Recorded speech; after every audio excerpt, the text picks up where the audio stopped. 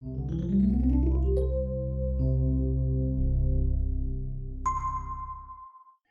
you dealing with springtime allergies?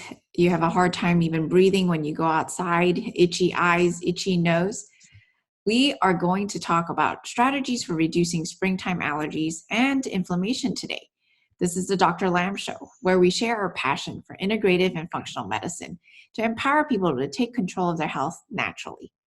Hi, I'm Dr. Carrie Lam. I'm board certified physician in family medicine, anti-aging, and regenerative medicine.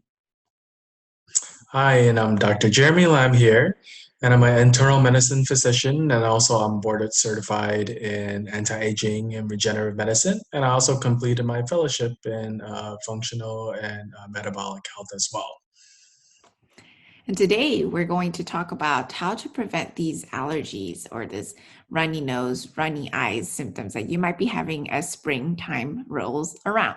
So, Dr. Jeremy, what exactly are there allergies or this hay fever symptoms, and when does it happen and why?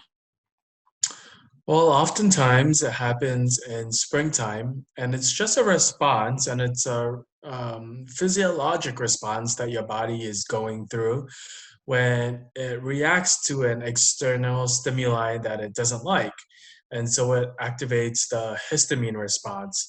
And the histamine response is a way that the body kind of just floods the system, and it also floods your cells, and it leads to a swelling response, right? To kind of increase that blood flow, increase that circulation to that part where the histamine response is. And so that's why it's very uncomfortable for many people, and that's why they often find them taking over-the-counter drugs such as Claritin, or antihistamines that you can get just over the counter, or Benadryl as well, to help Mm-hmm. reduce the histamine load.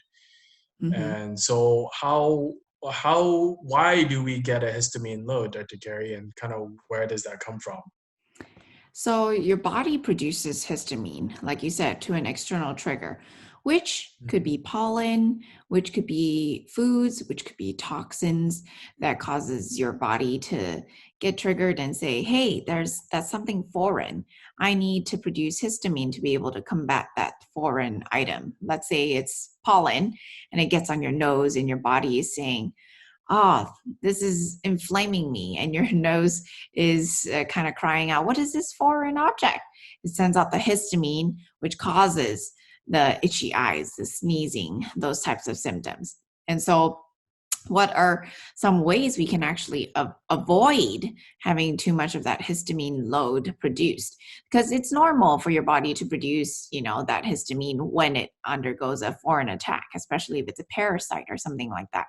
But some people have an over exaggerated response to histamine, which can cause even a bigger wave of histamine to flood their body rather than just a small amount. And so therefore they get overloaded with histamine, causing a lot more symptoms.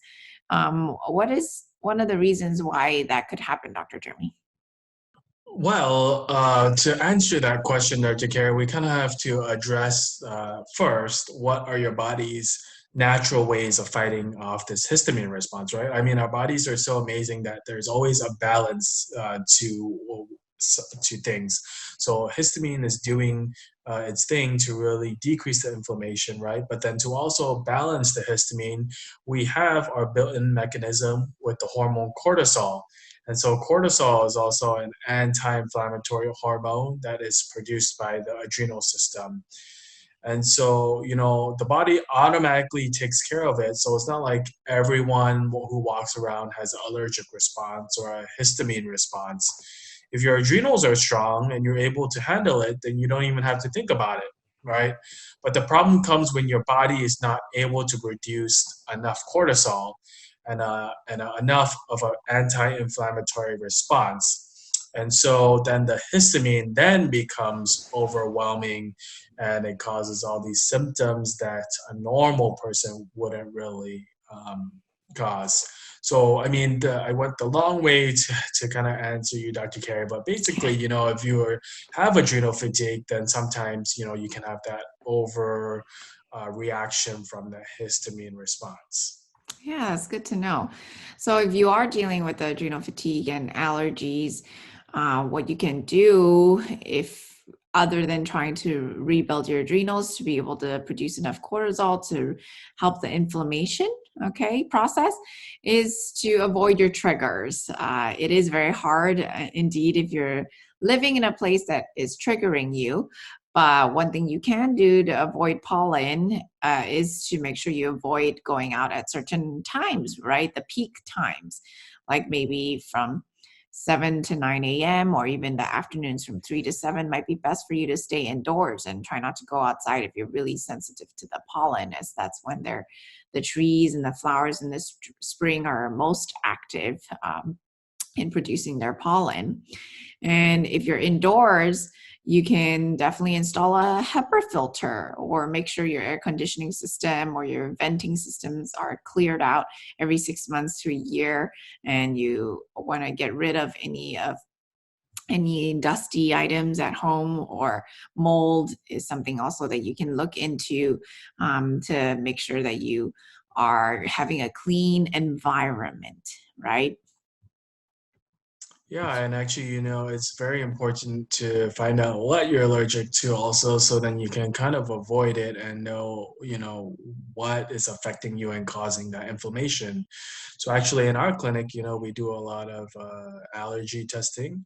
And then if some of them do come back positive, then we also do order, allergy dilution shots, which then kind of also get your immune system to build more tolerance to the pollens, and so then that in itself is also helping to decrease inflammation. And the overall goal here really is to just decrease inflammation, right? Because inflammation is good at a certain aspect because it's your body's natural way of fighting off things, but at a constant level or where it's too much, where you have that histamine overload and you're constantly exposed to the inflammation and the allergens and the pollens, then that's when it starts to take a toll on your body, and that's when that's not good. So it's really keeping that inflammation at bay, and Mm. that's what we do. Yeah, that's great. And yeah, I love how you brought up the fact that we do these testing. And if the shots don't, if you're not someone who wants shots, there's also other options that are like sublingual immunotherapies that would help you be able to recognize and help your immune system build tolerance to these allergens. Because once you have recognized these allergens in your system, it's very hard to get rid of the antibodies that your body has already made. And so reducing inflammation, like you said, is very important in helping your over exaggerated response to certain triggers, right? And if the shots or the sublingual therapies don't work, there are also other ways that you can try to prevent, other than changing your environment, is by blocking your physical barriers, okay? So that maybe if you're not already wearing a mask because of these times, because of COVID, it's probably important that you do when you go outside in order to help protect that physical barrier and contacting those pollens. Some other people also like to maybe put some balm on their nose just to make sure that the pollens don't contact the nares. You keep it moist, you have that physical barrier in preventing the pollens to land in your nose, right? Um, and so there are also some natural ways that we can deal with this histamine load. Dr. Jeremy, any recommendations on supplements if someone doesn't want to keep taking Claritin or Benadryl? So actually, one of my favorites that are natural that works for allergies is quercetin and bromelain, and especially when they work in combination, that's when they really do work together.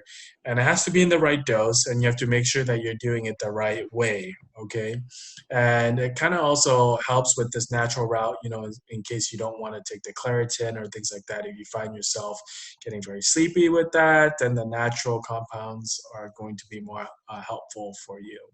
Yeah. It also works pretty fast as well. So, some of our patients do see an immediate effect from taking these natural compounds. Yeah. But you have to keep in mind that it's all dose dependent. Sometimes if you just take a small amount, it's not going to work. So it really depends on how much you're taking, and you can talk to an experienced practitioner into knowing how much is a good amount for your body. Because even some people are going to be reacting to small amounts of bromelain, quercetin, and others need higher doses in order for it to start working against this histamine in your system. So if you have any questions about the allergy testing or amount of supplements and the dosing to take, we recommend that you call us at 714-709-8000 to schedule a free initial phone call, and we'll be able to help you and get you on your way in seeing how to help these allergies that you're having. Okay. Dr. Jeremy, can you tell us a little about these nasal rinses that are actually exceptionally beneficial and have been used in India for thousands and thousands of years to help with the allergies? Yeah, it's very simple, it's cheap, and it's effective. So really, all you take is some kind of warm water, and then you also kind of put that saline solution, right, that you put in there, and then you squirt it up one side of your nostril, and it comes out the other side. And it basically cleans up your sinuses, and your respiratory tract really starts right at your sinuses first before it goes down into your lower respiratory tract. So you want to make sure that your upper respiratory tract is really clean, doesn't have any irritation, no inflammation, or else all that is also going to affect your lower respiratory tract. So, you want to get rid of that irritation that's in there, so then, you don't have that histamine response, right? And so, what's the best way of preventing that histamine response is just flushing it all out. And so, that's one thing that's really good is those nasal rinses. But keep in mind that you should definitely use distilled water rather than just regular tap water. So distilled water is more purified. You don't want to be squirting up any other toxins into your nose. So the minerals have been taken out, and so you as clean as possible. The distilled water with the salt packets would be good for flushing. Very good. And then, what else would we you suggest? Is there any other natural compounds that are also good for the histamine response? One other thing to really keep in mind is if you're eating some foods or if you have any other triggers that are higher in histamines, as when your body is activated or your body is stressed, your histamine load increases. And we already said you might not have much cortisol to be able to reduce that inflammatory load. And so it doesn't take much for any little trigger, whether it's from food or toxins, to build up and kind of spill over into your whole system, making allergies worse.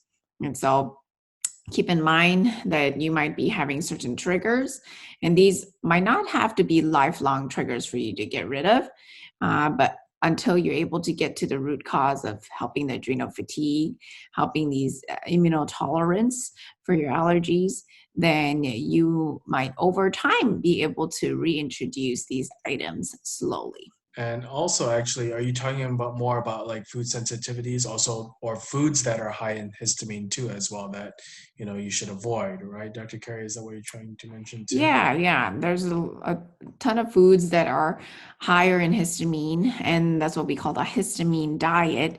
Unfortunately, the histamine diet is something that is very hard to follow, as there's a lot of restrictions, and Mhm. it can be done short term, but most of the time, it's very hard to stay on it long term. And so, helping that root cause of the issue is still very important, rather than only trying to eliminate long term these foods that you might be triggering with. Right. And some examples of high histamine foods are, a lot of the fermented vegetables like kimchi, even fermented dairy products, sour cream, yogurt, kombucha, a lot of like, again, fermented meats, sausages, salami, and then wine, beer, alcohol, champagne. They all have high levels of histamine. So also, if you find yourself having a histamine overload, then avoiding those foods might help as well.